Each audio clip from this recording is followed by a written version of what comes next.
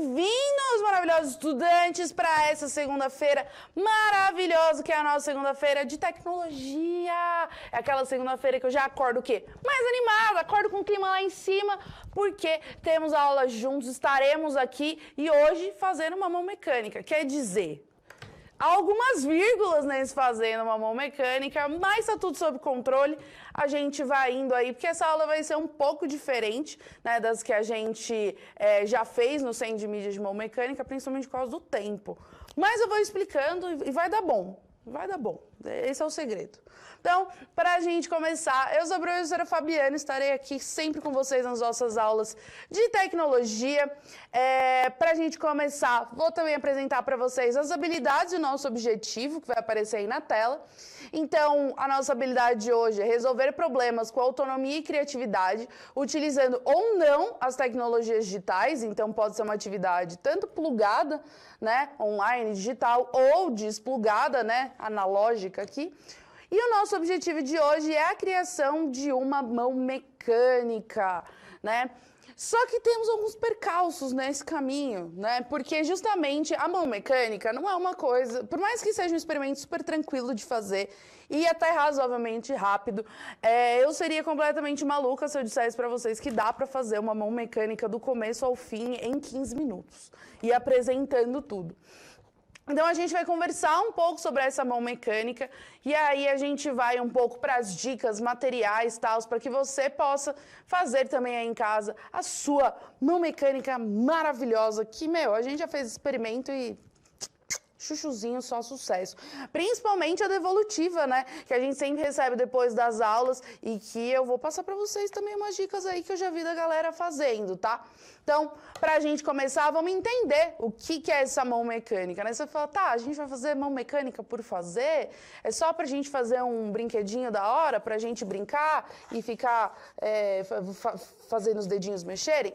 Não, tem muito mais, né, além do que falar só da montagem aí de uma mão mecânica. Então, vai aparecer aí na tela para vocês que quando a gente fala sobre a mão mecânica, a gente está falando aqui de um mecanismo que tenta imitar, né, ou mimicar os movimentos de uma mão humana, né?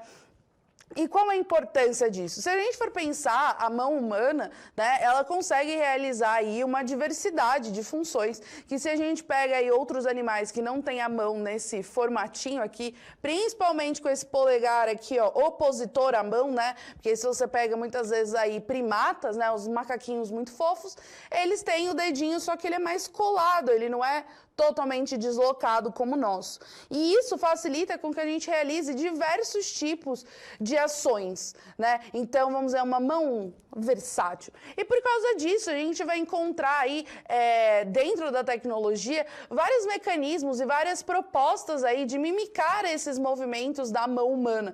Não necessariamente imitando a mão inteira, né? Colocando cada dedinho separado. Mas a gente vai encontrar aí, mimicando certos movimentos do dedo, a força, enfim, várias coisas. E onde a gente encontra isso? Em lojas não, né? Fábricas aí de automóveis, porque se você for pensar, algumas daquelas garras que eles pegam para poder encaixar ali as peças, levarem as peças de um lado para o outro, imitam movimentos tanto da mão, mas também dos braços humanos, então ter esse tipo de articulação. A gente tem aí também, hoje até em hospitais, tem muitas cirurgias hoje que são feitas ali com máquinas, né, com robôs, que também tentam imitar em parte certos movimentos que a gente faz, né, e aí quando a gente pensa em movimento, na verdade, é as articulações, é o quanto a gente consegue articular, alcançar e chegar, por isso que eu tô fazendo esses movimentos estranhos com a mão aqui, porque essa é a ideia, é imitar esses tipos de movimento.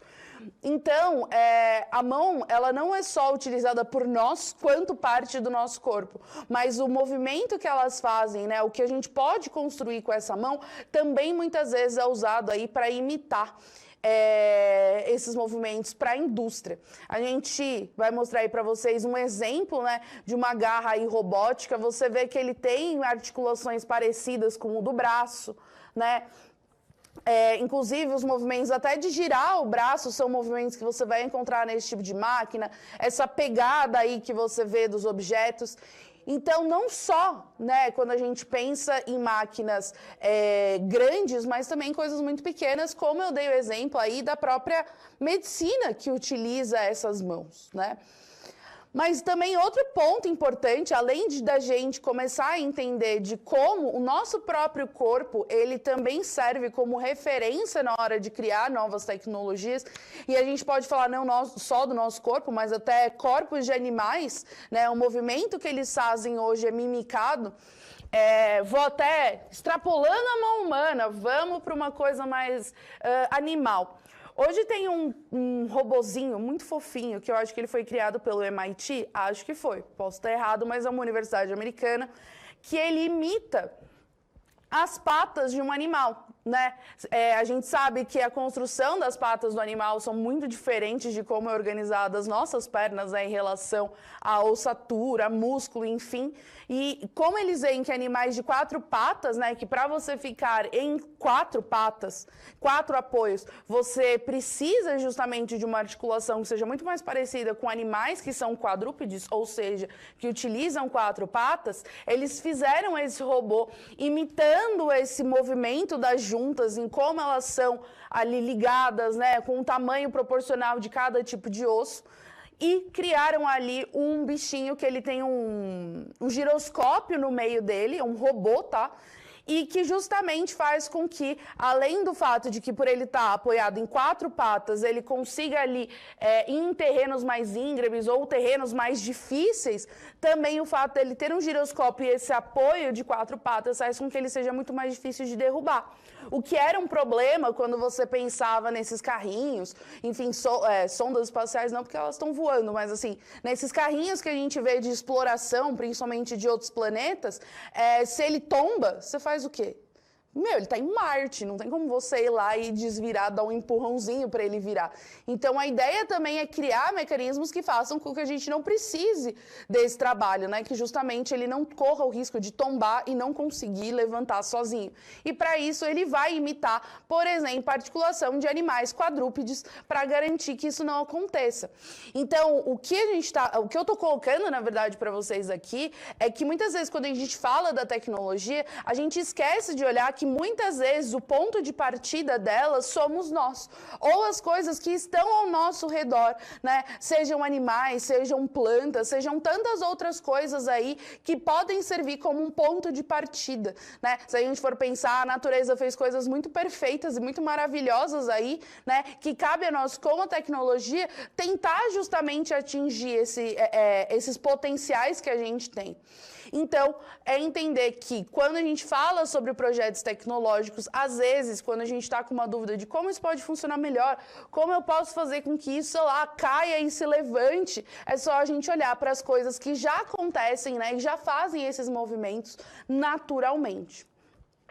E aí, para a gente fazer essa questão de mimicar esses movimentos, ou seja, imitar isso, a gente usa ali o que a gente chama de mecanismos, que vai aparecer aí para vocês. O mecanismo, ele vai ser um conjunto de elementos rígidos ou móveis, tá? E eles podem estar combinados, então, vocês têm aí, por exemplo, essas roldanas que estão aí, elas são rígidas, então quer dizer que elas não se mexem, elas são rodinhas duras. Mas, ao mesmo tempo, existe ali uma ligação nela que faz com que elas se tornem móveis também. Então, elas são uma estrutura rígida que tem ali mobilidade. A gente pode pensar em vários exemplos, né, de tanto elementos rígidos quanto móveis. Os rígidos, normalmente, para dar apoio, para dar estabilidade, para dar segurança, suporte, enfim.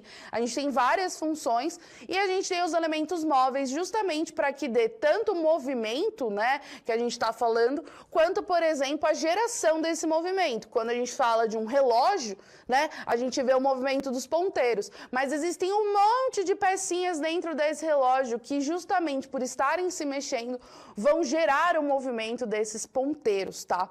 E aí, qual é a ideia desse mecanismo? É que com elementos, né, diversos, e aí eles podem ser rígidos, flexíveis, móveis, imóveis, tudo depende da sua proposta, a gente pode ali fazer com que esses elementos transmitam, né, informação ou movimento ou força. Então, fazer com que pegando uma mão mecânica, o fato de eu puxar essa corda nessa pontinha, ela vai levar essa corda, movimento até a ponta do dedo, para que eu consiga puxar ele para baixo, tá? Então, a gente tem, por exemplo, um elemento rígido. Essa parte aqui, por exemplo, ela é para ser rígida, tá? A gente precisa que ela sirva como apoio, né, e sustentação. Tá vendo que ela é um suporte? Porque se ela dobrar, a gente perde esse movimento, né? E a gente tem partes dela que são móveis, que são esses dedinhos aqui, ó, que vão justamente dobrar, tá? E aí, para você construir em casa essa sua mão mecânica, né, utilizar esses conceitos, construir o seu próprio mecanismo, a gente tem algumas dicas aqui e sugestões de materiais. E a gente fala sugestões porque se a gente está falando que a ideia é criar soluções, é encontrar soluções, encontrar maneiras, então a proposta também é que você aí não se atenha a esses materiais. Às vezes você tem outras coisas aí em casa que podem fazer um trabalho igual, né, melhor, semelhante, enfim. Mas o que a gente tem de dica? Papelão, tá? E aí a gente fala qualquer pedaço de papelão, se ele for mais maleável, tá? E isso não significa que ele seja mole, porque se ele for muito mole também não vai resolver muito o nosso problema. Mas ó, tá vendo? Ele é fininho, ele não é aquele grossão, que às vezes aquele grossão, justamente por ele ser muito rígido, pode dar aí um trabalhinho. Você pegar um papelão que não seja, ele é rígido, mas ó, tá vendo que ele é um pouco mais maleável? Dá pra você fazer suas dobrinhas. Se você não conseguir, se você precisar de um papelão rígido, não tem problema. Dá pra fazer também, tá?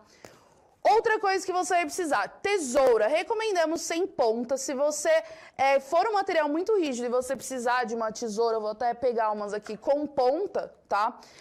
Faça sempre com a supervisão de um adulto. Por sinal, essa atividade é muito melhor se você faz em dupla. Tanto que a gente, nas últimas aulas que a gente fez, que eram de 30 minutos, estava eu e a Juliana, né? E aí a gente consegue fazer rapidinho em 30 minutos. Como estou só eu achei que também seria loucura da minha cabeça dar tempo de fazer tudo. Então, temos tesoura, temos cola ou fita adesiva. Nós, quando fizemos essas mãos aqui, utilizamos cola quente. Eu, Fabiana, serei muito honesta, não sou a melhor pessoa usando cola quente, ainda não desenvolvi esse skill, tá? Então, você pode usar fita crepe, tá? Eu peguei aqui também, para ficar às vezes mais rápido, a black tape, né, que o Félix me ensinou chique, que é black tape, mas era bem parecido com aquela silver tape, que a gente já deve ter ouvido falar, né, duct tape, silver tape, enfim, que são aquelas bem rígidas, tá? A gente também vai precisar de canudos, e aí você pode substituir por qualquer coisa que você consiga passar, né, esse barbante ou esse fio que você precisa para cortar, tá? E fazer bonitinho.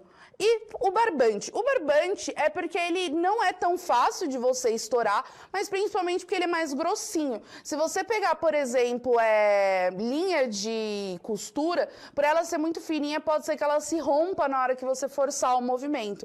Então, a ideia é que você pegue umas linhas um pouco mais grossas, tipo linha de ponto cruz. Eu não sei explicar direito, mas são aquelas linhas um pouco mais grossas que a galera usa para fazer bordado. E aí as etapas, tá? Eu vou passar para vocês bem rapidinho, mas lembrando, a gente tem um vídeo que está no final desse PPT, naquelas orientações para o aluno, que dá o passo a passo. Foi um vídeo de uma aula minha com a Juliana ano passado, em que a gente consegue explicar e faz com vocês o passo a passo. Como a nossa aula diminuiu aí 15 minutos, né, fica um pouco difícil e talvez eu explicar as coisas que ficassem um pouco mais difíceis de vocês entenderem, tá? Mas esses são os materiais. Tá acabando o nosso tempo, então o passo a passo vocês podem tanto procurar, né, na internet, aí vocês têm vários tutoriais bem legais e com várias ideias diferentes, e vocês têm esse vídeo que eu deixei aí no final do PPT com vocês. Quem tiver aí no chat, a gente vai partir para a interação, e na interação a gente vai fazendo junto essas etapas aqui, tá? E lembrando, tentem fazer em casa, a gente fez esses modelinhos aqui, a gente explica certinho cada um dos modelos, mas o mais importante é que você também use a sua criatividade, né, e faça a sua mão mecânica como ficar aí, ó, topzera. E, ó, tá mostrando nas orientações com os alunos aí, ó, o nosso videozinho que tá no repositório no YouTube, né? Então tá facinho de você encontrar.